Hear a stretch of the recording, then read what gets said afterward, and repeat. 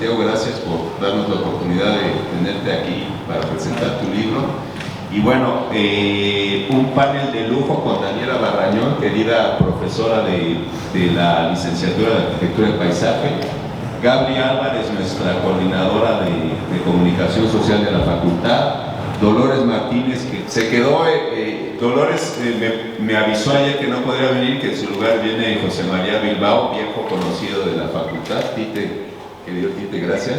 Y Juan José Cochen, también exalumno de la facultad y maestro también por la UNAM, que es actualmente el director del archivo maravilloso de Fundación ICA. Entonces, bueno, Enrique Salgado es quien va a moderar la mesa. Agradecerle primero a Santiago Arau, a su familia que está por aquí, y a la magnífica mesa que tenemos por hacer esta presentación. Y le dejo el micrófono a Enrique y bienvenidas, bienvenidos. De nuevo, bienvenidas y bienvenidos a todos a esta mesa espectacular que nos honra tener en la Biblioteca Lidia Margarita Guzmán y García. A nombre de la coordinadora de la biblioteca, Sandra Álvarez, quien hoy no pudo estar por aquí con nosotros, les damos la más cordial bienvenida y bueno, repito que es un honor tener esta espléndida mesa que tenemos hoy y que al final cerrará Santiago con un poco de las palabras que nos ha compartido ya en algunas presentaciones de libro que ya han existido, ¿no? Apenas el miércoles, ¿no? Existió la presentación en Bellas Artes justamente.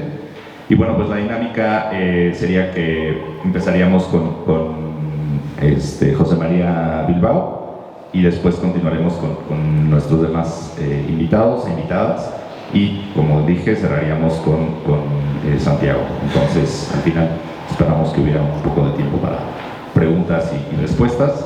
El punto también es hacerlo lo más horizontal posible, no leeremos semblanzas ni ninguna situación así, porque aparte creo que nadie de quienes están aquí merecen, merecen toda la presentación, nadie la necesita porque, bueno, pues, todos les conocemos, ¿no? Entonces pasaré la palabra a Tite y continuaremos con la dinámica de esta manera. Gracias. Gracias a Dolores, también conocí a Santiago y voy a contar la anécdota más simple y llana para echar una brevísima referencia de condiciones de por qué nos encontramos aquí acompañando a Santiago. Yo escuché a Dolores levantar el teléfono cuando se inicia el rescate del centro SCOP. Dolores tiene como referente, aliado, amigo y cómplice a Santiago. Levanté el teléfono y le dije: oye, Santiago, necesitamos que nos ayudes. Y antes de decirle de qué se trataba, Santiago le dice: claro que sí. Y Dolores después ya le dice que se va a tratar de echar a andar el registro del proceso, el registro del estado actual que guardaban hace 3 años. Este tema que es realmente un tema coyuntural, patrimonial, urbano, histórico. Bueno, está lleno de condiciones. Y el tema de Santiago, de este libro que se llama Patrimonio, al cual me voy a referir también de manera muy breve, es que estos sitios donde la memoria se deposita en objetos tangibles, donde la memoria se deposita en objetos que existen, en palabras de Italo Calvino, es que la memoria se deposita en las piedras. Bueno, pues a final de cuentas Santiago es un aliado realmente audaz, vigoroso, talentoso. No puedo evitar dar adjetivos, porque lo conocí hace poco, lo conocí hace 3 años, y desde entonces también soy su admirador. A final de cuentas, con Santiago, en este proceso de apoyo a una institución que salvaguarda la salud, que salvaguarda el patrimonio, y esta respuesta de absoluta empatía ha caminado, ha desarrollado una trayectoria impresionante de trabajo, vigorosa e importante, y desde esa trayectoria sucedió otro proyecto, este proyecto que es este libro, el patrimonio. Se acercó al instituto con Dolores, con nuestra directora Lucina Jiménez. Debería haber empezado diciendo que vengo en representación del Instituto Nacional de Bellas Artes, de la doctora Lucina Jiménez, quien es una espléndida directora, también a quien le brindamos, oye, les mando un saludo afectuoso, Dolores les mando un saludo afectuoso también aquí, a ustedes y a todo el panel por la oportunidad de estar aquí hoy. Bueno, pues en este año se acerca o existe este vínculo entre Santiago con estas inquietudes, estas capacidades, esta sensibilidad que le caracteriza, para proponer una exposición de patrimonio. Santiago había registrado no solamente la SCOP, había registrado la columna de la Independencia, bueno, en fin, es nuestro aliado, permanente, incondicional, cómplice, esa palabra resultaría mejor. Bueno, pues a partir de ahí sucede la posibilidad de establecer una iniciativa de una exposición. Vamos con Santiago al Museo Nacional de Arquitectura en el Palacio de Bellas Artes, que es nuestra ventana para difundir, pues es lo que la arquitectura, el patrimonio significan en nuestro país y a escala, vamos a llamarle, de la cultura universal. Y pues sucede una coyuntura que le dijimos a Santiago, aguántanos 6 meses porque vamos a restaurar las cúpulas, una cúpula, la cúpula del lado poniente, la semicúpula del lado poniente, y vamos a darle mantenimiento a las otras 2 cúpulas, vamos a restaurar por dentro la otra cúpula, vamos a cambiar toda la duela del Museo Nacional de Arquitectura y estamos estabilizando 2 de los pórticos del palacio. Mi mensaje a Santiago fue muy optimista, dije, en 6 meses tenemos un museo nuevo, un palacio recién recuperado, el patrimonio listo para presumirse y para convertirse en eso, un referente de la memoria, del depósito de nuestras identidades, un ícono sin lugar a dudas de la arquitectura mexicana del siglo XX. Bueno, pues Santiago nos tuvo que esperar 1 año y 7 meses. Los recursos, los dineros, las gestiones, los procesos, en fin, bueno, pues Santiago no paró su proyecto y nos decía, ¿cuándo inauguramos la exposición? Ya tengo todo listo. Estoy siendo inconfidente, ¿eh? Y le decíamos, aguanta, aguanta, aguanta. Y nos aguantó.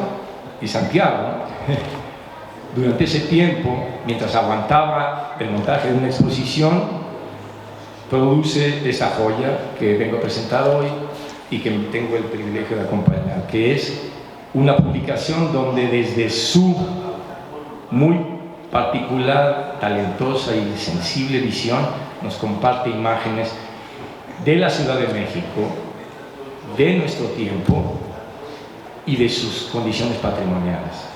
Es una muestra espléndida del vigor de lo que este señor, no para nunca, parece trompo chillador,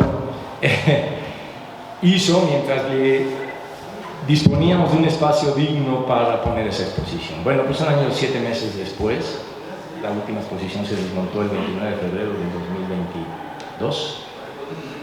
Echamos a andar el proceso. Santiago estrenó la duela, estrenó el sistema de soporte, estrenó el sistema de iluminación, estrenó la cúpula del lado poniente, todo el mantenimiento, ya no hay goteras, y lo que hay ahí es una muestra espléndida de lo que el patrimonio significa. Voy a concluir nada más con eso, espero haber sido breve y sustancioso, porque a final de cuentas el regocijo es que Santiago produjo esta aportación bibliográfica a la cultura mexicana y a nuestra preocupación por el patrimonio como cómplice.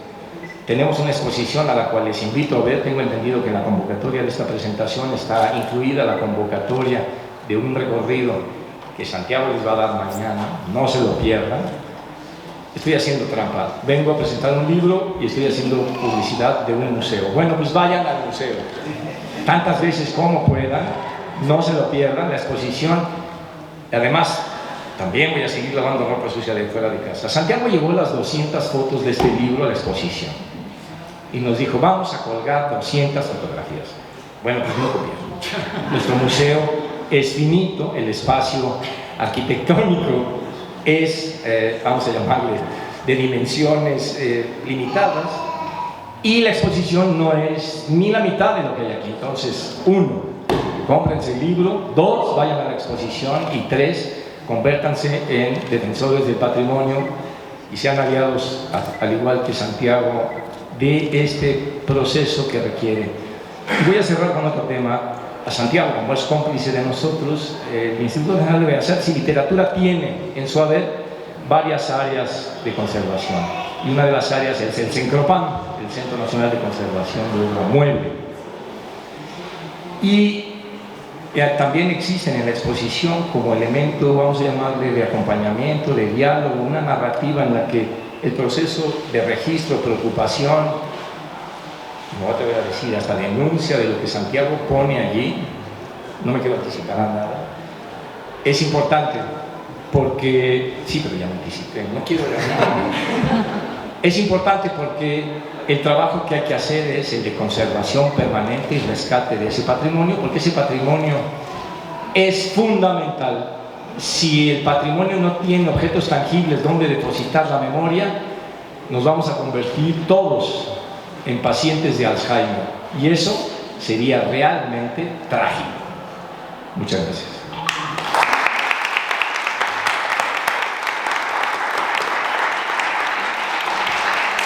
Muchísimas gracias, Tite, por estas palabras, y creo que es importante haber conocido el proceso tanto del libro como de la exposición, que justo esta exposición abrió, ¿no?, o reabrió el Museo Nacional de Arquitectura, y que pues mañana podremos visitar de la mano de Santiago.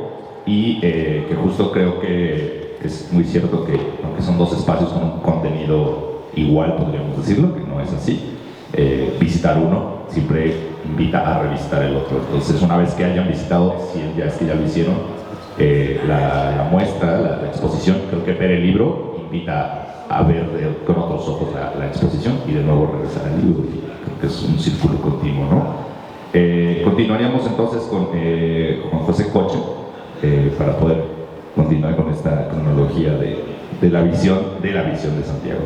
Gracias, Lino, gracias por la bienvenida, por recibirnos, gracias también a Gabriela por organizarnos, ¿no?, a todos, y a ustedes por acompañarnos a todos y a todas. Ya hemos platicado mucho que decir después de varias presentaciones, espero no repetirme y contarles una historia que también, ahora que lo dice Tite de esa forma, no lo había pensado, aguantar el periodo de la exposición hizo que detonara la publicación. Y el COVID. Pero yo agradezco que haya estado Tite también en el proceso, porque yo ya no aguantaba más a Santiago, entonces fue mi cambio de estafeta para decir, ahora yo ya terminé el libro y ahora va la exposición, y entró Tite a salvarme en esta relación que sí, que tuvo muchos tiempos de espera, de proceso, y que debo decir, yo disfruté mucho, estoy muy agradecido con Santiago por haberme invitado e involucrado en el proyecto que viene de una primera publicación, ¿no? Es el primer ejercicio en donde coincidimos. Es un libro que se llama Territorios, que también se los recomiendo mucho, mejor, publicado 3 años, 4 años, y que es una visión de Santiago del país, ¿no? Es una perspectiva distinta de este territorio que no podemos observar. También coincidimos en la Bienal de Venecia con unas fotografías que vienen producto de ese trabajo, y donde después de ese proceso y proyecto evaluamos qué pensamos que había funcionado y qué no, ¿no? Con ese libro tuvimos también un intento fallido de hacer una publicación, una beca para hacer algo de la Ciudad de México, y a partir de esas coincidencias con el instituto, ¿no?, planteamos esta posibilidad de vincular Ciudad de México y patrimonio, no como proyectos o ideas aisladas, sino cómo pueden coexistir en una narrativa para, como justo en un lugar como la facultad, lo hemos dicho, entender la ciudad de la forma en que nos hubiera gustado que nos la contaran, nos la explicaran de una forma, ¿no? Vivimos siempre inmersos en esta densidad de edilicia, ¿no?, de edificios, de arquitectura, y donde la cuenca es imperceptible, donde el horizonte se diluye, donde no nos situamos por la orografía, ¿no? Santiago siempre dice bien que en nuestro imaginario hay 3 volcanes, ¿no? Los que vemos de la Sierra Nevada y el Ajusco, posiblemente. Él ha descubierto, y no solo mapeado, sino ido a más de 70 volcanes, más allá de temas de ríos y lagos, pero este binomio de dualidad que bien decía Octavio Paz en su libro de Agua y Fuego, o Ciudad de Agua y Fuego, no lo tenemos tangible porque no lo vemos, ¿no? Y no hay nada más difícil de entender que lo que no se puede percibir. Esa coincidencia, que fue una exposición en donde conocí a Santiago, eso sí recuerdo, 2017, en el Fotomuseo Cuatro Caminos, que fue una iniciativa de ese museo en ese entonces para contar la evolución de la fotografía, que se llamaba Ícaro la exposición, y justo nosotros estábamos mostrando el proceso de lo que hizo de forma, me parece también poco reconocida, pero increíble, la compañía mexicana Aerofoto, una empresa mexicana pionera que logró conseguir ese híbrido de aviación y fotografía única en América Latina. Y Santiago, recuerdo que estaba muy curioso, ¿no? Digo, ya conocía esas publicaciones, ubicaba a las fotos de Aerofoto como todos tal vez en haber ido a consultar y tener una fotografía aérea con lo que implicaba en esa época, y desde ahí tuvimos una muy buena relación y siempre platicamos y nos ponemos a prueba, ¿no? En torno a cómo poder entender mejor la ciudad que habitamos. Y en esa reflexión platicábamos cómo, justo como decías, cómo nos puede fascinar la mirada desde arriba, ¿no? En nuestro mundo arquitectónico, ¿no? Nuestra referencia sin duda es de Corbusier, ¿no? Un ingeniero franco-suizo que le cambió la mirada cuando logró ver la posibilidad de ver desde arriba, del avión, ¿no? Él hacía una arquitectura, que es su libro más conocido, de 1923, pero incluye ahí un capítulo brevemente que se llama Ojos que no ven, pero después, 10 años después, 1935, escribe solo un libro de aviación, se llama Aircraft, ¿no? Y se tradujo como frontispicio de la épica de las imágenes desde el aire. Y si pensamos en lo que hizo Le Corbusier, vemos de pronto esta idea de tabula rasa y de perspectiva aérea, ¿no? Empieza a pensar y a diseñar las ciudades desde otra forma de vista, ¿no? Tal vez para nosotros puede ser algo más común, ¿no? Ahora ver desde un avión la ciudad o con Google Earth aproximarnos a entender, incluso que en un mirador, cómo se ve el territorio que no podemos ver a nivel de calle. Pero a principios del siglo XX eso fue realmente un cambio totalmente distinto, ¿no? Para aproximarnos a la planeación y a la forma de ubicarnos en la ciudad. Esa posibilidad, o esto mismo, lo que estamos viendo ahora de la Basílica, es lo que hace este libro, en donde el patrimonio se vuelve algo nuestro, ¿no? Como ya lo explicaba Santiago, en un tema de herencia, ¿no? de cómo esto es compartido para todos. Y por último, creo que también contarles cómo esto es una herramienta, a final de cuentas, para nosotros como arquitectos urbanistas, que siempre lo digo también desde Aerofoto o la Fundación ICA, debería ser el origen, ¿no? Para tener cualquier principio, ¿no? Todos los principios sin duda son significativos, pero aproximarte a un territorio pretérito de una foto aérea debería ser casi el punto número uno, y después verlo desde una perspectiva contemporánea. Creo que es meritorio no solamente uno entender esa posibilidad o la idea de la vista, pero sin duda también, como lo decía en la presentación del miércoles, también periodística, ¿no? Santiago creo que nos aproxima a una crónica urbana muy personal, pero como decía Villoro, es literatura bajo presión, ¿no? Y esta inquietud de Santiago es impresionante, ¿no? Coincido contigo, que no solo no se está quieto, ahorita ya se quiere parar, vean, o no deja de mover la rodilla, porque justo esa curiosidad de explorar y de tener sin duda esa empatía, que también coincido, hace que logre estar en los lugares donde debe de estar, ¿no? A veces justo de pronto la fotografía que ya vemos del resultado final, ¿no? Que es cuando ya levanta el dron y tiene la pericia de la técnica y bueno, un buen ojo para capturarla, es el resultado, no voy a decir que es lo fácil, ¿no? Pero si lo pensamos en coordenadas, el haber llegado al lugar en donde la tomó a veces es mucho más complicado que tomar la fotografía. Entonces es una cuestión de viajero, de nómada, de lograr llegar al lugar, después tener esa empatía para gestionar que pueda estar en ese lugar, porque no solamente es ya llegué, ya estoy, la tomé, y después ese eje Z, ¿no? Lograr esa perspectiva desde arriba para capturar lo que no vemos. Y esa pericia, también lo platicábamos, viene de también una lógica generacional, ¿no? Santiago estudió fotografía, imprimió sus fotografías, sabe la técnica análoga de la fotografía, y la transición digital se ve que tiene esa perspectiva previa de cómo haber llegado a eso. Y sin duda lo que pensamos al armar el libro, ¿no? que espero les provoque y justo genere nuevas narrativas en torno a lo que se presenta, es por lo menos que logremos que la gente se detenga, ¿no? De pronto en esta vorágine del tiempo, ¿no? Que te puedas detener para ver, entender un libro de fotografía vinculado a la ciudad, en donde lo que tratamos es donde las fotografías tienen ese protagonismo principal, y simplemente con ideas, frases, testimonios, fragmentos de algunas crónicas, acompañar la narrativa, ¿no? Y donde lo complicado era cómo cuentas la historia de la Ciudad de México, que todos conocemos, compartimos, sufrimos y habitamos y disfrutamos con estas fotos, desde la parte prehispánica, bueno, no prehispánica, más para atrás, ¿no? Territorial, los volcanes, lagos y justo prehispánica, colonial, moderna, geológica, hasta hoy, ¿no? Pero todo contado desde fotografías contemporáneas, ¿no? Y ese reto fue complicado y esperemos que se haya logrado. Ya nos dirán ustedes si les hace sentido o no. Es una parte que también se muestra en la exposición a gran formato, ¿no? Pero esperemos que provoque esas nuevas narrativas, y gracias por acompañarnos y estar aquí con nosotros hoy. Muchas gracias, Juan José. Creo que es importante esto que mencionabas, que aun cuando todos conocemos a Santiago por estas fotografías aéreas, verlas en la Ciudad de México, localizadas al valle en general, remarca algo que es muy importante, que me parece que tú mismo has comentado, que es el patrimonio biocultural, ¿no? Que es más allá solamente de lo construido, sino cómo esto construido también interactúa con lo que hay alrededor. Y eso me permite dar pie a nuestra siguiente invitada, que tiene pues, estudios desde el paisaje y el urbanismo, justo para hablar de cómo esta visión se puede obtener a partir de estas fotografías que nos dan pues, crónicas, no solo imágenes, ¿no? Entonces, Daniela Barrañón, muchas gracias por acompañarnos y te cedo el micrófono. Quiero empezar agradeciéndole a nuestro director, Tino, a Gabriela por considerarme en esta presentación, Juan José, José María, Santiago. Estoy muy emocionada, la verdad, de conocerlos.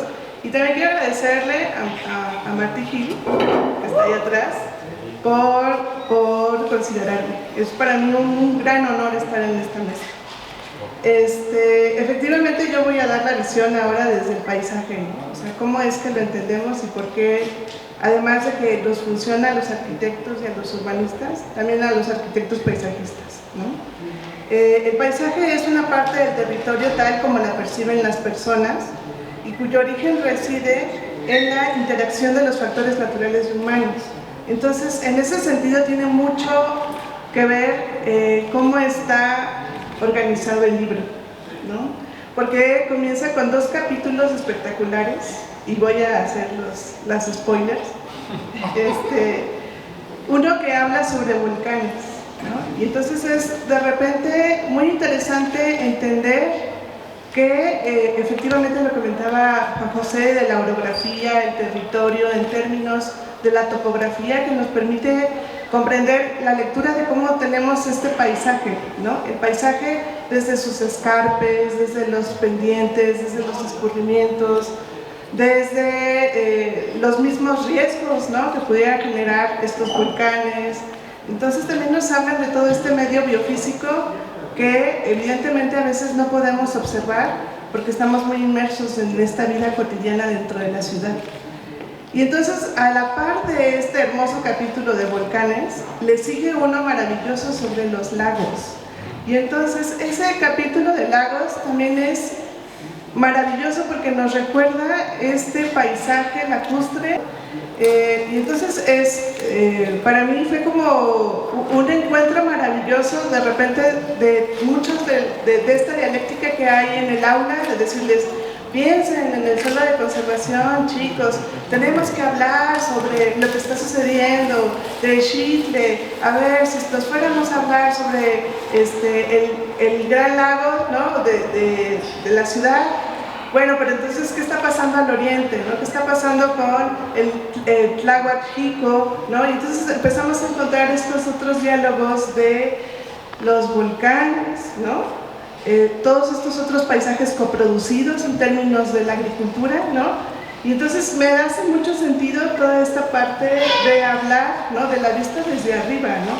Que a veces no nos permite entender como estos límites, pero que son necesarios para pensar en cómo queremos habitar en esta ciudad, ¿no? Repensarnos en el sentido de, pues evidentemente si el Gordo de Xochaca tiene un topónimo que nos lleva a decir que es un lugar en las flores y que ahora es un basurero, sí tenemos también como esta denuncia, ¿no? De decir qué es lo que está pasando, qué es lo que estamos haciendo mal, qué es lo que tenemos que repensar en nuestro cotidiano, ¿no? Entonces sí es una crónica fabulosa de lo que sucede en el Valle de México, ¿no?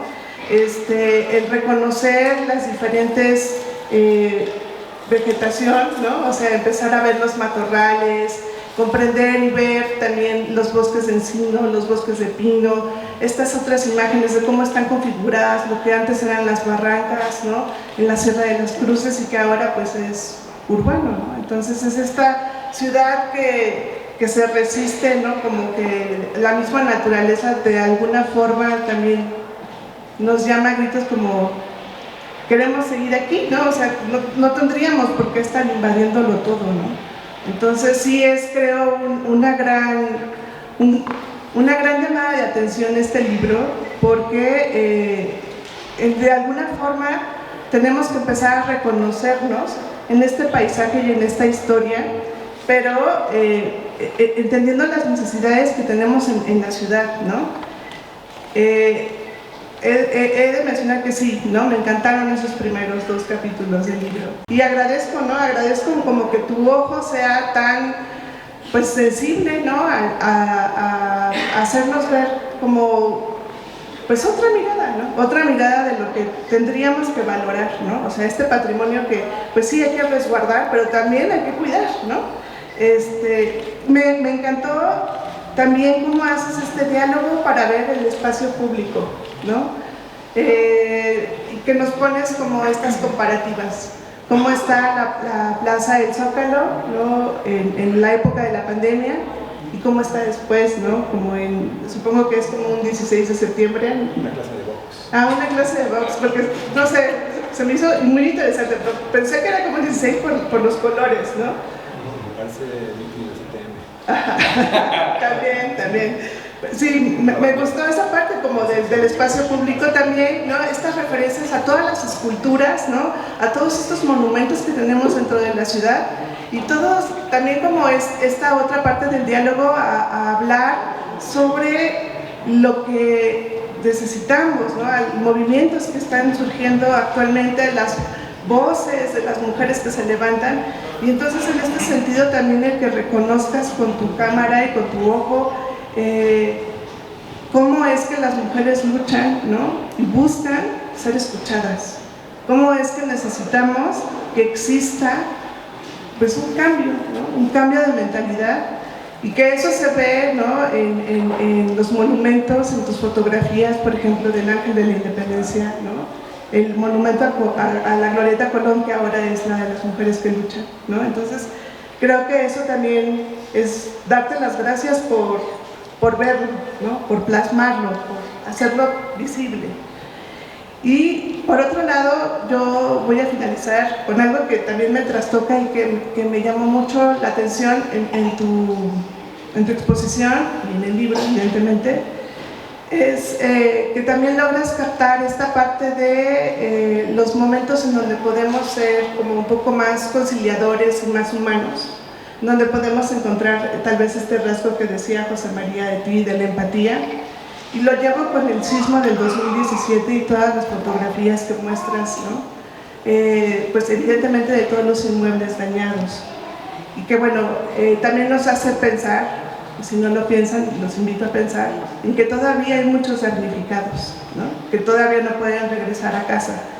Entonces estas fotos a mí me llevan, o sea, me llevan justo como a hacernos conscientes de que tenemos que trabajar en muchos campos dentro de nuestra ciudad, desde el paisaje, dentro de la arquitectura, y que evidentemente es una gran herramienta, ¿no? para la docencia, pero también creo que es una herramienta colectiva hacia la memoria que no queremos perder, pero también es una llamada para ser más solidarios y de alguna forma participar, ¿no? Como en algunos procesos que existen, que se están dando actualmente en nuestra ciudad. Muchas gracias. Muchas gracias, Daniela. Creo que justo va cerrando muy orgánicamente este círculo, hablando desde la parte patrimonial. Después justo Daniela nos habla desde la parte natural, digámoslo así, como contextos.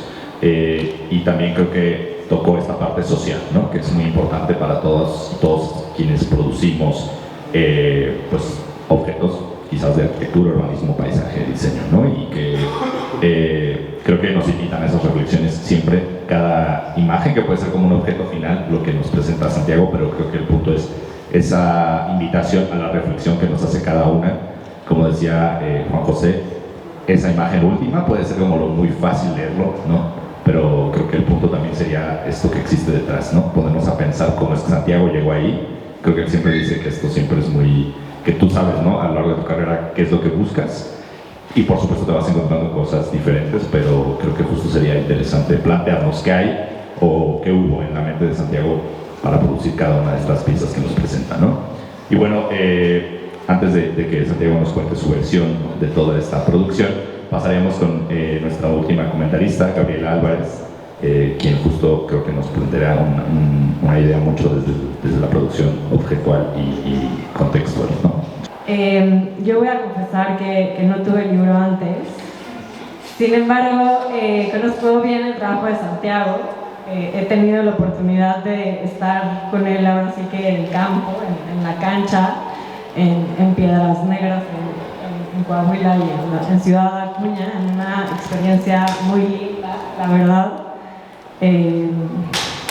Como nervio, era como mucho nervio llegar ahí, pero al final fue una experiencia muy padre. Y bueno, yo voy a intentar ser breve. Yo la verdad es que quiero hablarles un poco de la fotografía y la fotografía aérea como una forma de construir no solo la imagen, sino también el imaginario de los paisajes urbanos que estimulan los medios de identificación territorial, generando relaciones sensibles de los habitantes y su entorno.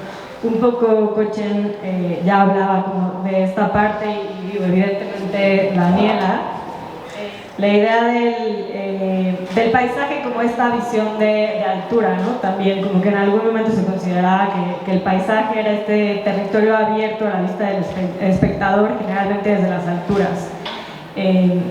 Y entonces de esa forma está comprometido no con una realidad objetiva, sino como una manera de ver y representar al mundo, ¿no? Creo que al final esa visión y esa ventana desde donde se ven las cosas, pues varía, ¿no?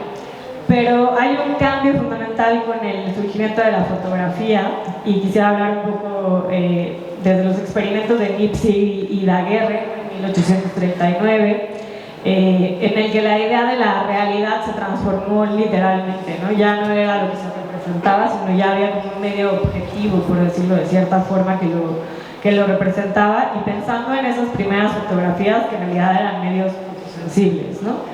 Después de 1854, Nadar experimentó volando en un globo aerostático para tomar las primeras fotografías aéreas de la ciudad. Es un poco, creo que lo mencionaba también Coche, ahora nos parece como muy normal la imagen de la ciudad de altura, pero antes era como impensable, ¿no? O subías una montaña, no sé de qué forma tenías como estas visuales. Y fueron esas primeras fotografías de Nadar desde un globo aerostático que fueron un poco como enseñando estas vistas, ¿no? Obviamente después los primeros pilotos aeronautas pues también, ¿no? Fueron los primeros en describir estas perspectivas urbanas como escenas imposibles de pensar, ¿no? Eran tan grandes que nos parecían inabarcables. Esta nueva visión de la ciudad no solo transformó la ciudad, transformó sus dimensiones y las relaciones que establecía con el campo, con las montañas, con los ríos, con otras ciudades, que eso es algo también muy bonito de la fotografía de Santiago, ¿no? Y cómo nos sitúa dentro de un paisaje natural y dentro de una cuenca. Luego ya en 1909, Comte Charles de Lambert sobrevoló París a 300 metros de altura, rodeó la Torre Eiffel. Y otra vez voy a regresar a Coche, pero justo, ¿no? Le Corbusier lo vio y él escribió estas palabras, ¿no? En el que fue maravilloso, una locura. Nuestro sueño se volvió realidad, tan arriesgado como debía ser. El hombre había capturado la quimera y sobrevolaba la ciudad. Fueron como las primeras visuales de la ciudad y cómo de pronto ya llegaban a otros mundos, ¿no? En la Primera Guerra Mundial, por supuesto que la fotografía tomó como más relevancia, como un reportaje, pero también de control militar, para conocer fronteras, ciudades, campamentos militares, etc. En esa época fue justo cuando surgió el inventor del que desarrolló la fotografía aérea, Sherman M. Fairchild, quien en 1917 trabajó con el Servicio Aéreo de las Fuerzas Armadas de Estados Unidos en el desarrollo de la primera cámara fotográfica aérea, y en 1920 fundó la Fairchild Aerial Camera Corporation, que es el antecedente directo de la compañía aérea de fotografía, y que en 1921 hizo la primera fotografía, el primer mosaico de la isla de Manhattan. Y fue a partir de ahí como marcó como un cambio total, ¿no? Después de la Primera Guerra, pues la fotografía aérea tuvo también un papel muy importante en la reconstrucción de las ciudades destruidas y en una oportunidad para plantear los conceptos de la ciudad moderna. En la Segunda Guerra Mundial, el control aéreo y del paisaje ocupó un papel no solamente en las tácticas de guerra, también en la intervención del paisaje. Ejemplos muy claros, la construcción del muro atlántico, en el que a partir de esta visual que ya teníamos de las ciudades se podría marcar una muralla muy clara, ¿no? Por supuesto, para 1959, Le Corbusier, en su texto de cómo concebir el urbanismo, y como decía Coche, creo que es innegable la relación que tenía con esta nueva visión de la tabula rasa, la imagen aérea, pero en contrapostura en esos mismos años también está el grupo internacional situacionista de Guy Debord, que comienza las derivas urbanas, en las que se observan, recorren y viven la ciudad en diferentes horarios, creando cartografías psicogeográficas. Y me parece como importante la diferencia, ¿no? Mientras pasaba una, pasaba la otra. Y la ciudad al final se convertía en esta experiencia subjetiva, cargada de pulsiones y pasiones personales, con un errabundeo construido para encontrar nuevos territorios, para explorar nuevos espacios, para habitar nuevas rutas para recorrer.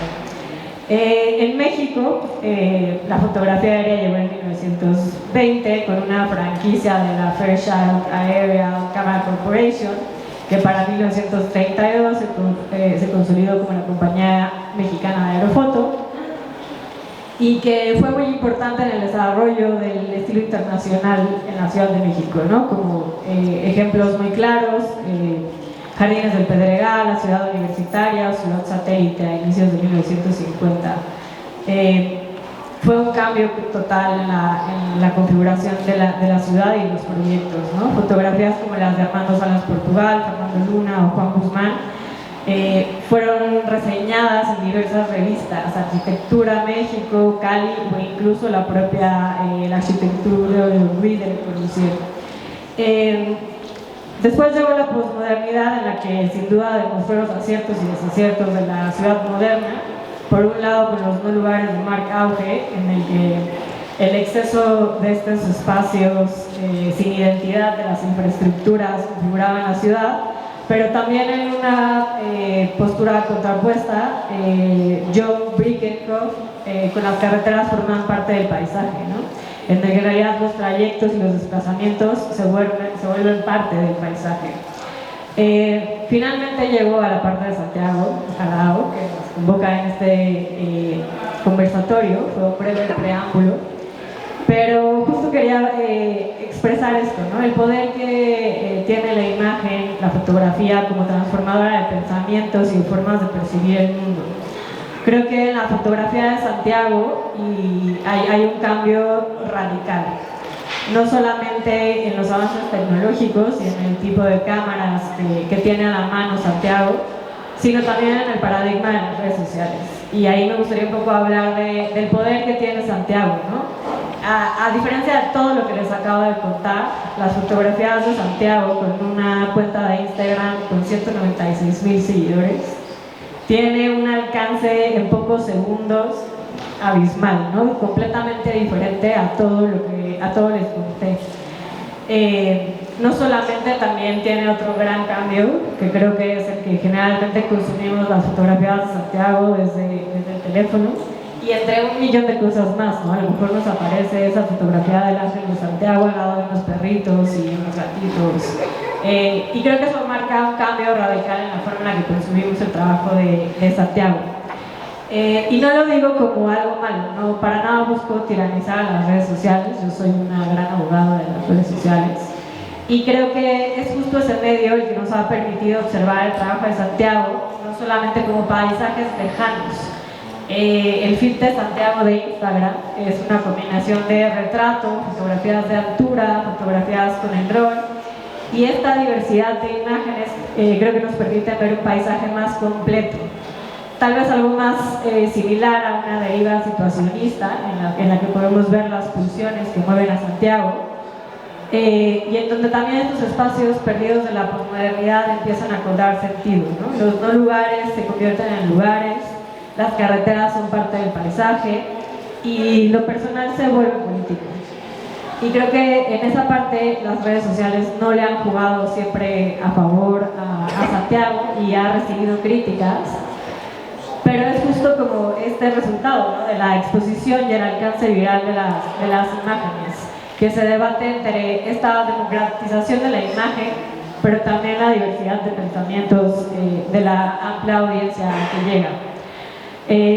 Quiero leer esta frase que es de un teórico del arte que es mi favorito, que se llama Avi Warburg y que está en un ensayo fenomenal que tiene, que se llama El ritual de la serpiente, de 1988, que tendríamos que pensar que en el 88 para nada existían las imágenes de Santiago, pero él tiene esta cita que dice, como un Prometeo o un Ícaro moderno, Franklin y los hermanos Wright, que han inventado la aeronave dirigible, son los fatídicos destructores de la noción de distancia que amenaza con reducir el mundo al caos. Quiero cerrar lanzando ciertas preguntas, no solamente a Santiago, a esta mesa y a todas y todos los asistentes. Primero, en que nos cuestionáramos de qué forma las imágenes de Santiago transforman el paisaje que nos rodea, porque creo que eso es algo innegable. Creo que también sumaría preguntas como las de Tite, ¿cuál es ese patrimonio que nos está dejando, ¿no? que está demostrando esta aportación bibliográfica, que creo que se citó muy bien, y cómo se transforma el medio fotográfico ante la inmediatez de las redes sociales, ¿no? Cómo transforma el trabajo de Santiago esta otra parte. Muchas gracias.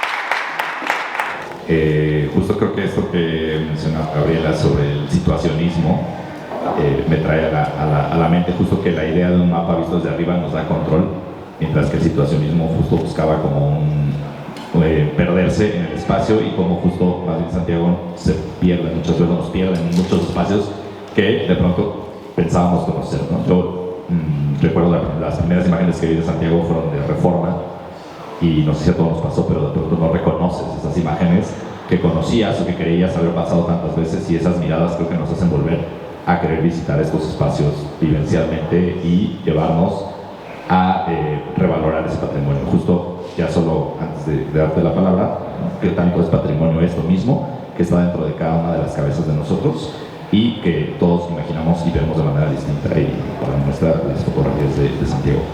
De Santiago sí voy a leer una semblanza brevísima que casi más es como una serie de datos curiosos bueno, no curiosos, porque muchos ya los conocíamos, pero bueno, de Santiago, quien es egresado de la Universidad Iberoamericana, de la carrera de Comunicación y de la Escuela Activa de Fotografía. Su trabajo ha sido expuesto en lugares como el Museo de Arte Moderno de Filipinas, Los Ángeles, California, y el Museo de la Ciudad de México, por supuesto. Su campaña para los Juegos Olímpicos de Invierno de Sochi en Rusia, 2014, como director y fotógrafo, obtuvo el premio de los Golden Ring Awards, otorgado por el Comité Olímpico Internacional, que eso en lo personal yo no lo sabía, por ejemplo, es que digo que son datos curiosos. Santiago también ha participado en numerosas publicaciones, ¿no? Como fotógrafo y director de diversos proyectos cinematográficos, y bueno, sobra decir que es uno de los fotógrafos precursores del uso de drones. Creo que hace algunos años que empezamos a ver sus fotografías aéreas no era tan común que eso sucediera. De la foto aérea antes de los drones incluso, y especialista, bueno, en esta técnica del time-lapse que también hemos visto mucho en sus redes, ¿no? Y bueno, pues ha desarrollado proyectos en diversos países de América, Europa y África, y hoy es un honor tenerlo aquí con nosotros. Te cedo el micrófono. Santiago, gracias. Muchas gracias, Enrique. ¿Cómo estás? Sí, honradísimo de estar aquí. Muchas gracias por sus palabras, de verdad, puras flores, ojalá si fueran las redes sociales. Quiero empezar a agradecer a la UNAM, a la Facultad de Arquitectura. Estar aquí es uno de mis sueños, uno de mis, ¿cómo se dice? Sueños, no, algo frustrado, que nunca estudié aquí, fui un muy mal alumno, hice el examen de admisión, me admitieron, acabé en Libero, que ni acabé bien. Entonces por ahí está mal eso.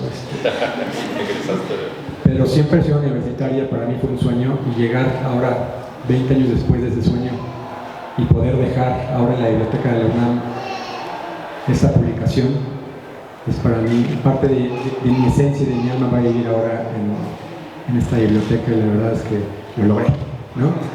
No estudié acá, vine muchas veces a ver a los Pumas, pasé mucho tiempo platicando antes con mi hermano, me pasé por acá en los jardines. Es que la verdad, ¿qué les digo?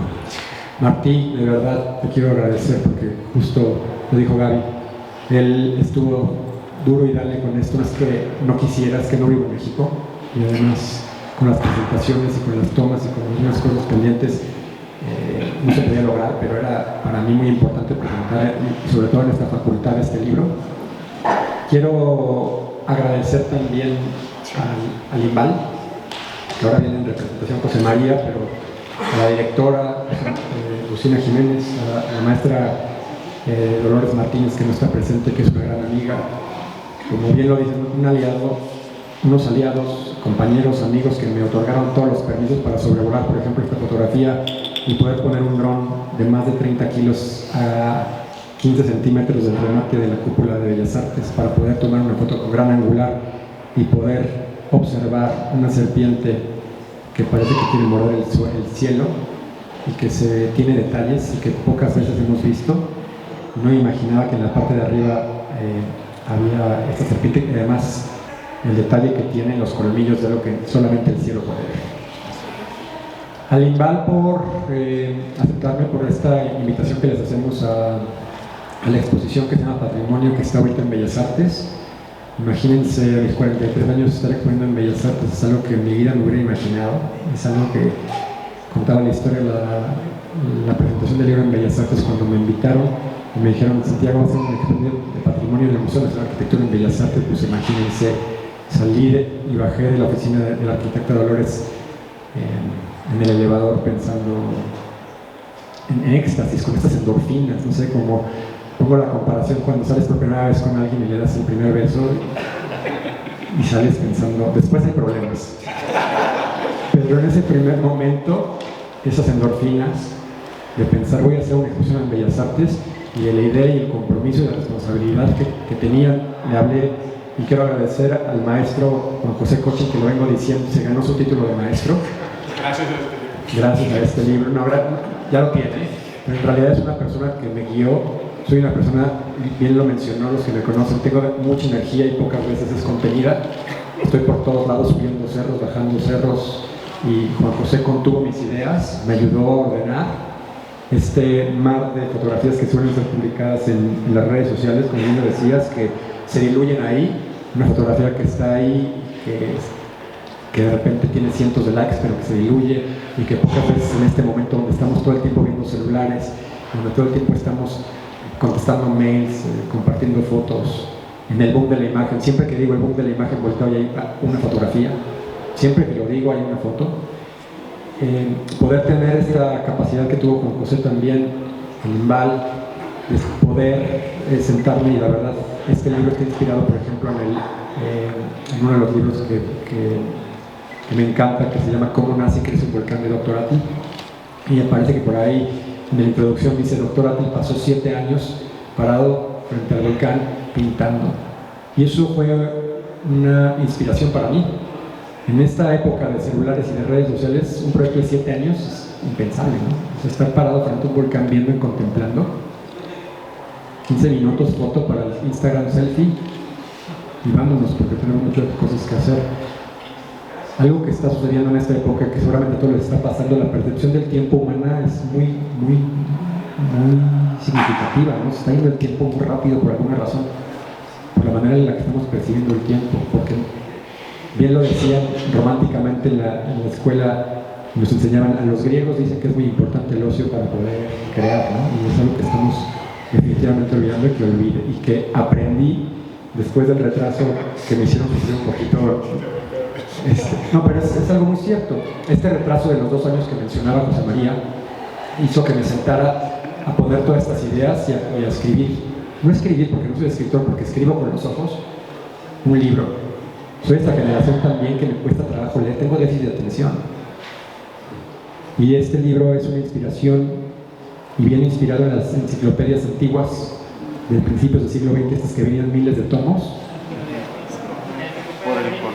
¿Recuerdan? Las rojas, la enciclopedia Barça, la enciclopedia México, que formaban la serpiente que sacó aquí entre el relieve dorado. Ahí está.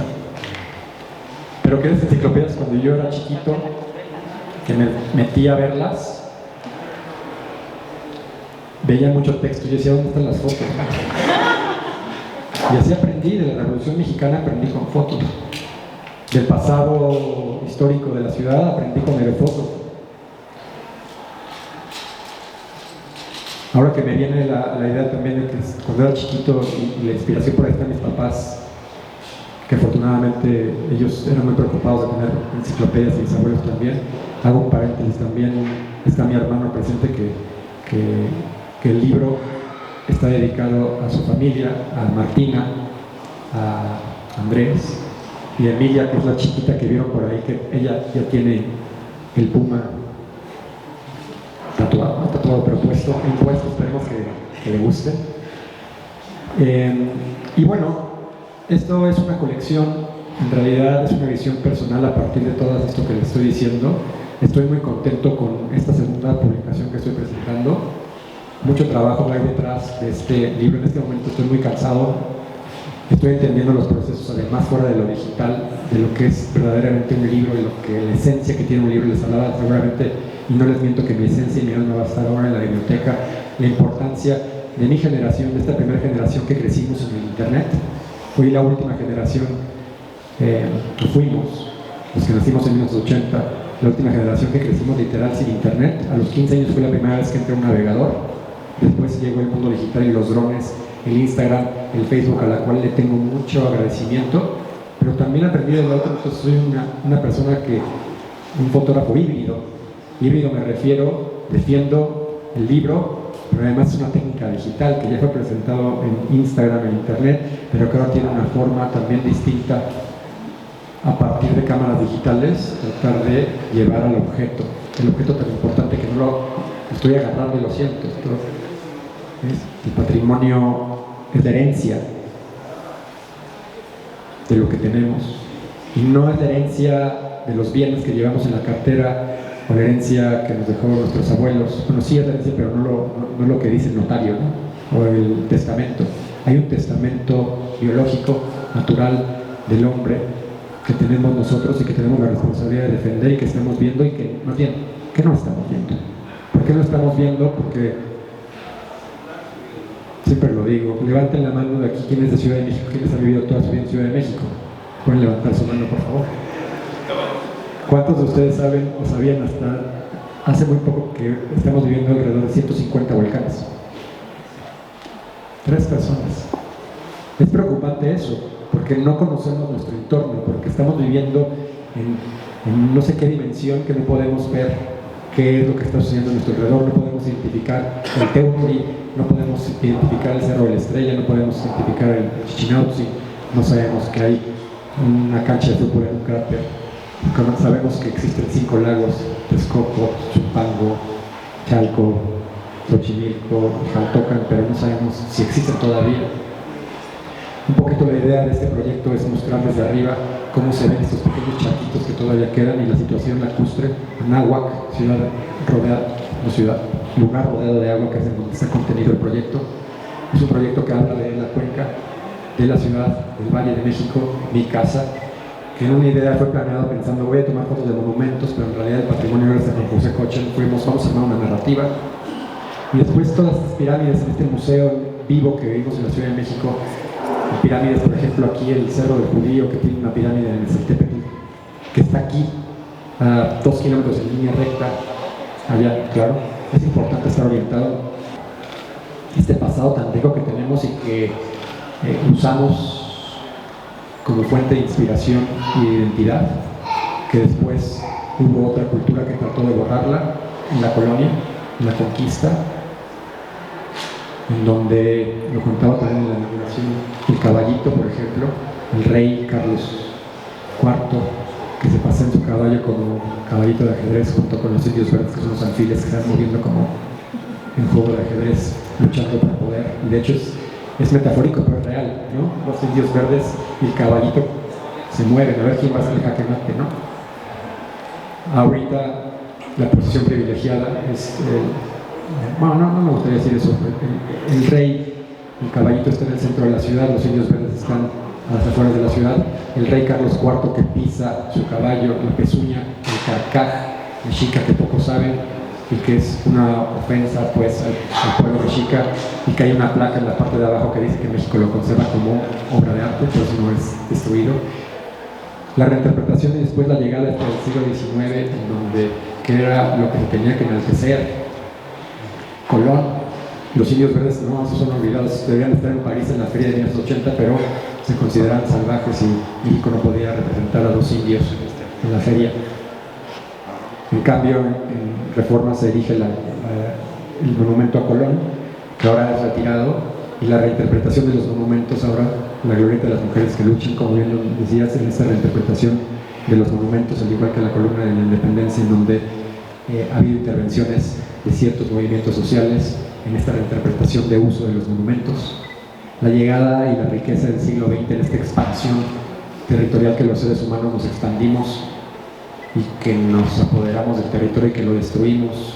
Las fotografías que dejan testigo de aerofoto, que nos enseñan desde el aire Ciudad de México cómo la cuenca hace menos de 100 años en un lugar totalmente distinto. Hay una fotografía en este libro de lo que hoy es Nesa, que no hay ni una sola casa, que en ese siglo XX, que es el siglo humano, toda la transformación y toda la riqueza, hablando de capas, estamos llegando casi al final. O'Gorman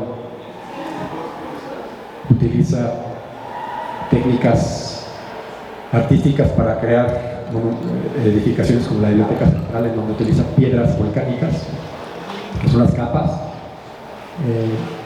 En su temática también hay momentos acuáticos, el agua, históricos, la conquista, parte de la náhuatl, de códices, en un edificio del siglo XX. Entonces podría ser la portada de la Biblioteca de UNAM de ese proyecto. Todas nuestras capas, somos eso, patrimonio, herencia. Los seres humanos somos todo lo que tenemos atrás. Y bueno, llega el siglo XXI, en donde vivimos, como les decía, en una época muy loca de vivir. Parece que está viviendo en un mal viaje de algo. Estamos desorientados, estamos preocupados, estamos cansados, estamos enojados, estamos desesperanzados tal vez, enfermos.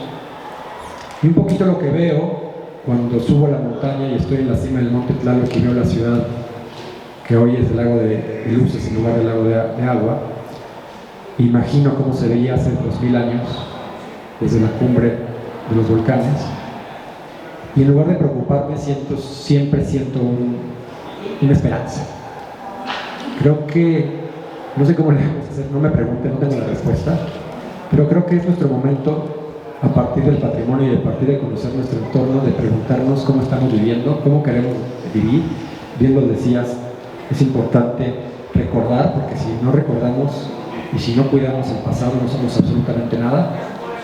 Para nuestras siguientes generaciones, que Emilia crezca en un mundo totalmente distinto y que los hijos de Emilia digan: en el siglo XXI estaban totalmente estúpidos, pero lo logramos. Este libro lo dejo aquí como un testigo del siglo XXI, de nuestra propia estupidez, y espero que en el futuro se rían de nosotros y que bueno, cambiamos. Y va a estar aquí a la venta. Es un libro que no es barato, me costó mucho trabajo, entiendo ahora los procesos también de todo, me involucré desde inicio hasta el final, fui a Alemania a imprimirlo, estoy en la bodega sacándolos, firmándolos y intento hacer el esfuerzo pues, de respetar el precio, pero aquí, como es la universidad, entiendo que también están los alumnos, quiero hacer dos cosas. Uno, va a estar en 50% de descuento, está en 1,000 pesos, no te cuesta 2,000 pesos. Y también quiero donar mi trabajo, que todo mi archivo digital lo quiero donar a la universidad y a la facultad, que esté tal cual con toda la calidad posible para que los alumnos y para que los estudiantes y las estudiantes puedan tener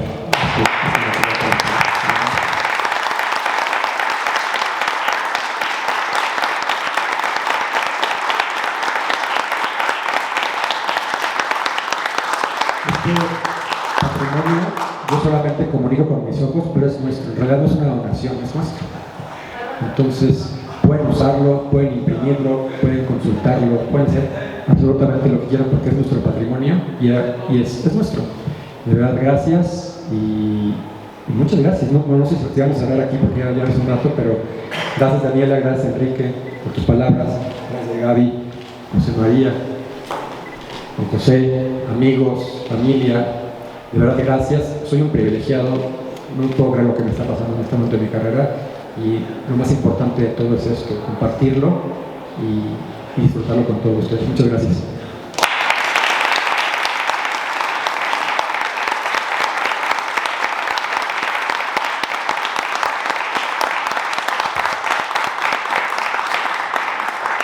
Muchas gracias Santiago y a todos nuestros comentaristas. Yo creo que hay bastantes dudas, creo que por todas y todos quienes estamos aquí, que nos despiertan un montón de cosas.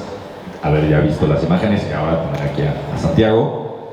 Yo tenía una pregunta un poco que voy a lanzar al aire, porque creo que ya la respondió un poco Santiago, pero es como él siempre habla de esta responsabilidad que has adquirido, de la cual eres consciente. Creo que un poco la has dicho, ¿no? Esa parte de tu donación creo que la aclara muy bien. Yo solamente quería preguntarte específicamente a qué te refieres con esta responsabilidad como productor de imagen y que creo que en general tienen las personas que producimos objetos, imágenes y demás. Te quería preguntar tú en específico cómo la entiendes y posteriormente también pues abrir al público las dudas o preguntas que tuvieran. Yo creo que responde a una responsabilidad y la responsabilidad, creo yo, va dirigida hacia muchas maneras de lo que yo he pensado, ¿no? Desde uno, enseñar las cosas que no vemos, una responsabilidad, pero una de mis preocupaciones que he tenido como fotógrafo contemporáneo es la dificultad de poder ejercer esta profesión en un país que carece muchas veces en cosas de arte, sobre todo por presupuestos. Creo yo también, y me veo en el futuro también ayudando a nuevas generaciones y a partir del privilegio que yo tuve, y a partir de las oportunidades que yo tuve que otros a lo mejor no tienen, porque a pesar de mi nombre, que es conocido muchas veces, es muy complicado también para mí lograr y poder hacer mi trabajo. No me quiero imaginar a una persona que ni siquiera pueda tener las oportunidades que yo tengo. Entonces, no hablo, me gustaría tal vez ayudar a que otros compañeros, colegas puedan también presentar un trabajo, y no hablo a escalas mayores porque yo no soy político, sino tratar tal vez de hacerlo poco a poco, de cierta manera. Eso es lo que yo la responsabilidad uno, demostrar y luchar por nuestro patrimonio, por nuestro territorio, por nuestras causas sociales por las que creo, pero también de aportar y de regresar todo lo que me ha dado la vida a otros nuevos artistas. Buenas tardes, muchas gracias. Hay tantas cosas que agradecer, pero para permitir otras oportunidades de hablar, quiero hacer solo dos preguntas. Una en realidad a los sectores aquí en la Facultad de Arquitectura. Al hablar de paisaje y al hablar de fotografía, no pude sustraerme de la importancia que tiene la literatura clásica y los autores clásicos, incluso de arquitectura, sobre cómo se ha transformado nuestro propio concepto de paisaje. No es cualquier cosa, porque yo creo que hay una gran ausencia, y es una pregunta que hago a la comunidad universitaria y a la propia facultad, de los mecanismos de conversación entre la arquitectura y la geografía histórica. Yo creo que esa comunicación entre esas tres ha dado posibilidades de que en otros países se entienda el patrimonio de una forma mucho más natural, que para nosotros ha sido más difícil insistir en que el espacio común es nuestro patrimonio. Como fotógrafo, ¿cuánto contribuyó tu trabajo, tu proyecto llamado Territorios, a reentender muchas cosas de lo que hoy, en el siglo XXI, todavía llamamos México? No siempre será así. Y cómo eso te ayudó a volver a este proyecto de patrimonio y ver, ahora sí que, ¿qué aprendiste de Territorios que te permitió regresar al patrimonio? Creo que actualmente lo que busca la facultad es justo trabajar de manera multidisciplinar, ¿no? O sea, voy a hablar ahora sí por arquitectura de paisaje, ¿no? Arquitectura de paisaje es una de las 4 licenciaturas que tiene esta facultad, y justo tiene esta característica en donde varios de los profesores dan diferentes saberes, ¿no? Entonces, evidentemente tenemos geógrafos, biólogos, arquitectos, paisajistas, geomorfólogos. Entonces, esta forma de trabajar de manera multidisciplinar nos ha funcionado bastante bien, que justo nos ha permitido reconocer, por un lado, el territorio, pero por otro lado, entender que ese territorio es paisaje, ¿no? Es paisaje porque tiene una identidad, porque hay personas que lo habitan. Ahora bien, ¿no? ¿Qué es lo que estamos trabajando a nivel facultad?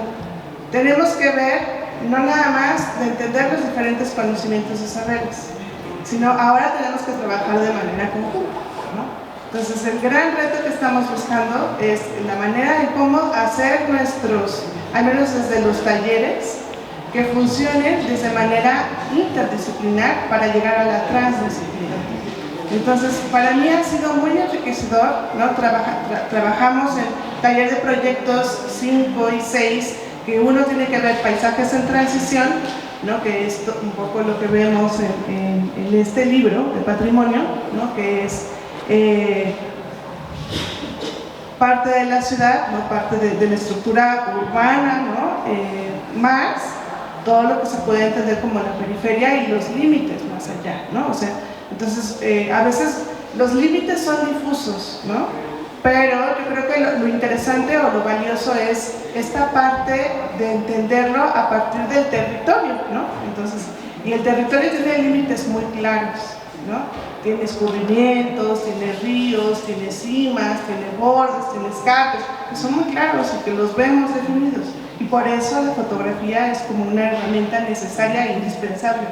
Muy bien, y la otra pregunta, nos pregunta el compañero, tengo un proyecto antes que se llama Territorios, que hice en 2019, que es una colección fotográfica, es una exposición que te presentó en el de Alfonso, que es una colección de distintos territorios de toda la República Mexicana. Y pregunta qué aprendí, y evidentemente es una primera lección, y quiero eso que lo conteste el maestro Juan José, porque él, si algo aprendimos, fue muchas veces, parece muy fácil contar algo fácil, pero las narrativas son muy complicadas. Aprendimos cómo acomodar las fotos, cómo poner hasta los pies de página, pero mejor contestar. En realidad, siempre lo decimos como anhelo de trabajar en multidisciplina, pero la realidad es que no sabemos trabajar en esa transversalidad. Y creo que a veces es mucho más natural. Pero yo siempre he pensado, este libro no lo hubiera podido haber hecho con colegas arquitectos, por ejemplo, ¿no? Si yo lo hubiera planteado, me hubiera invitado a Santiago, porque hubiera sido una visión desde la arquitectura con fotos que acompañan la narrativa arquitectónica, ¿no? Y por eso Santiago creo que ya lo han bautizado como arquitecto, urbanista, geógrafo, historiador del arte, porque todas las disciplinas se nutren de esto, que es una forma de verlo que no lo hemos visto de esa forma, ¿no? Entonces, también siempre la reflexión es por qué desde disciplinas afines al paisaje, ¿no? Desde arquitectura de paisaje, incluso ingeniería y diseño, no había salido un libro así, que explicara la ciudad con esa empatía, de alguna forma digerible, ¿no? Y que no lo hayamos visto tan grave, ¿no? Que no existiera ese documento como tal, ¿no? Entonces, coincido en que tiene que ser un trabajo de tratar de descentralizar la endogamia profesional de cada una de las disciplinas y ponerte al ras de suelo con los demás. Eso es lo que nos hace Santiago entender desde la fotografía, en donde cada quien va a encontrar una lectura muy personal y desde su perspectiva particular. Regresando a territorios, creo que justo lo que nos pasó fue eso, ¿no? Se abrió el espectro a tener narrativas de muchas disciplinas y justo se diluyó el discurso, ¿no? que era el más importante, ¿no? Que era el trabajo que había hecho Santiago recorriendo todo el país, no sé cuántos kilómetros fueron, ¿no? De haberlo pisado, además, no solamente haber estado, sino recorrido, ¿no? Y fue eso lo que nos hizo pensar que esta narrativa tenía que ser mucho más particular, ¿no? Por eso enfocarnos en la ciudad, en la cuenca, y también, así como tú dices, de ponernos en orden. Él también me decía, yo cuando decía, oye, pero falta este edificio, falta tal, ya, ¿no? O sea, ya no es una narrativa solo arquitectónica, ¿no? Y no solo es tampoco patrimonial de monumentos, sino había que buscar ese equilibrio. Esperemos que se haya logrado, pero creo que es una gran mención. Ahorita mientras iba dándose la mesa, yo estaba aquí como haciendo algunas anotaciones, ¿no? Y entonces, quizá más que preguntas, tengo una observación y tenía yo una solicitud que haré al final, ¿no? Entonces, una de las cuestiones que he podido observar siendo profesora de esta facultad desde hace más de 20 años, o más o menos 20 años, es la evolución de los estudiantes que tenemos aquí en la universidad, en la Facultad de Arquitectura. El día de hoy, gran parte de nuestros estudiantes vienen del Estado de México. Entonces, en ese sentido, a mí me parece, digo, más allá, evidentemente, de hablar de las fotografías en sí, de su calidad estética, de lo sorprendente de la técnica, etc. Una de las cosas que me parece muy enriquecedoras es la mirada, esta mirada que vemos, quizá no en esta fotografía, quizá en la que estaba anteriormente, ¿no? Esta mirada en la cual pues esa fotografía de tan largo alcance, con esas perspectivas tan grandes, que nos permiten visualizar una ciudad que no reconoce los límites administrativos, ¿no? Entonces, pensando justamente en muchos de los estudiantes que vienen del Estado de México, me parece que ver estas fotografías y reconocer que finalmente la ciudad pues somos todos los que aquí estamos, ¿no? Todos los que aquí vivimos, todos los que aquí respiramos, y pues ellos que se están formando como arquitectos, urbanistas, tratar de imaginar y visualizar precisamente qué vamos a hacer con este monstruo que tenemos, ¿no? En el que estamos metidos todos. Entonces, bueno, pues esa perspectiva larga, amplia, más allá de los límites territoriales de la Ciudad de México y el Estado de México, me parece de verdad que es una de las cualidades estupendas que tiene este trabajo que presentas, ¿no? En el 2020, antes de la pandemia, viniste al taller Cheto a dar una pequeña charla, y era del libro de territorios, que me llamó muchísimo la atención, y después de eso se vino la pandemia. Me acuerdo que subías siempre tus fotos y era como,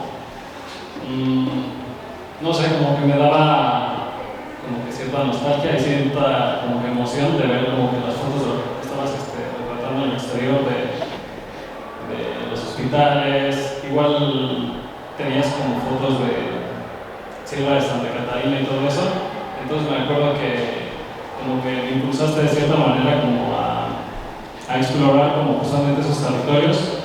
Igual como no tenía, bueno, la pandemia todo estaba cerrado y todo eso, como que le veía una salida bastante buena justamente eso de explorar como que esos territorios. Entonces subí el Teutli, subí la Sierra de Santa Catarina por lo que pudo después. O sea, es impresionante tus fotografías aéreas, de Jutepec, de todo eso, pero igual me parece súper interesante como justamente estar en el cráter del volcán y ver toda la marcha urbana. No sé, es impresionante ver de que parece un pájaro y es el cablebús de que va pasando, y no sé, está impresionante. Y igual bajé por los arenales de un video que habías hecho no me acuerdo bien cómo se llama, pero me acuerdo que habías hecho como un video super padre de una persona es como esquiando en los arenales, y me acuerdo muchísimo de tus fotografías. Entonces quería darte como que las gracias por eso. ¿Qué ¿qué te gustaría hacer o en dónde te gustaría presentarte aquí en la ciudad de Yeso? Me alegra mucho que hayas conocido esos lugares. ¿Qué sigue? Yo pensaba que descansar, pero no puedo. Quiero hacer un libro de volcanes, platicando con José y hablando de las publicaciones. Es interesante que no existe una publicación de ningún, no sé si, no me atrevería a decir tal vez no existe, no conozco más bien, de todos estos volcanes, una compilación como si fuera una enciclopedia. El tomo, esa es la introducción del tomo. El siguiente tomo será el capítulo 1, pero el capítulo 1 será tal vez así, con todo el contenido de los volcanes, poniendo información, tal vez rutas, consejos, no lo sé. Está la idea ahí como para empezar a crear la serpiente, hacer tal vez un patrimonio 2, que me llama la atención también el territorio maya, que abarca la península de Yucatán, que abarca Honduras, Guatemala, Belice, El Salvador y Nicaragua. También me llama mucho la atención, es un proyecto que ya también arrancó. Y seguir, no sé, creo que cada proyecto en lo personal, y lo hablo seguramente para todos es así, vas aprendiendo de los errores del pasado y vamos creciendo y vamos interesando por muchas cosas hasta que finalmente decidamos retirarnos, ¿no? Y quiero también como preguntar, ya pusiste la culebra, la serpiente, el 4, pero ¿qué tal con Tlaloc? O sea, ¿cómo colaboras con la meteorología, con turcas como el Atmos para el pronóstico, como para sacar tu luz? Estoy pensando en el momento en que está presente estas divinidades, estos personajes, divinidades que habitan la cuenca, fueron parte importante del proyecto. Cuando subí el monte Tlaloc en época de lluvia, entendí por qué es el monte Tlaloc.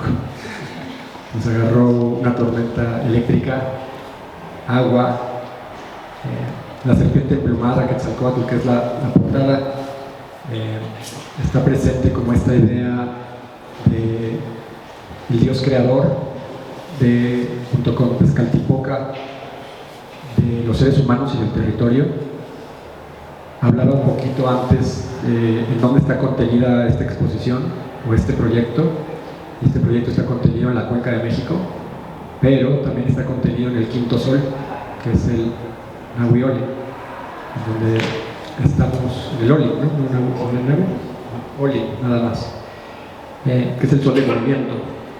Y esta idea me gusta de tener que estamos en ese movimiento, hablando un poquito de la cosmogonía mexica, la que preguntas y cómo involucró y los sentimientos que yo tengo, que he podido sentir, que otra vez seguramente les vuelvo a preguntar a las personas que viven en Ciudad de México si han sentido a Tlaloc, me podrán decir que sí, está por ahí con los tlaloques haciendo llover.